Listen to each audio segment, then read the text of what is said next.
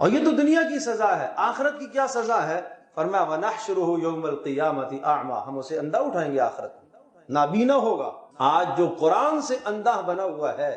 سنت مطہرہ سے اندھا بنا ہوا ہے، اللہ پاک قیامت کے دن اس کو اندھا کر کے اٹھائیں گے، اور وہ درخواست کرے گا، وہ التجا کرے گا، میرے پروردگار لما حشرتنی اعمیٰ، آج آپ نے مجھے کیوں اندھا اٹھایا، میرا کیا جرم تھا؟ حالانکہ دنیا میں بینا تھا، میں دیکھتا تھا۔ قال كذلك اتتك آیاتنا فنسیتها، اللہ کی طرف سے جواب آئے گا، میرے احکامات تیرے پاس آئے تھے، میری نشانیاں آئی تھیں، پے در پہ میری نشانیاں آئی تھیں۔ آیات کا معنی احکامات بھی ہے، آیات کا معنی سنت مطہرہ بھی ہے، آیات کا معنی قرآن کریم کی زندگی بھی ہے، اور آیات کا معنی تسلسل سے عذابوں کا آنا بھی ہے،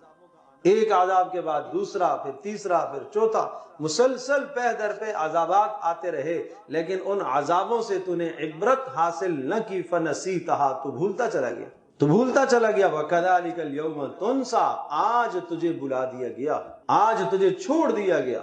آج تیرے لیے کوئی رحمت کا فیصلہ نہیں ہے، آج تیرے لیے کوئی بخشش کا فیصلہ نہیں ہے۔ آج جن دنیا کے اندر جن کافروں کی زندگی کو تو سامنے رکھ کر گزارتا تھا وقت، آج انہی کافروں کے ساتھ تیرا حشر ہوگا۔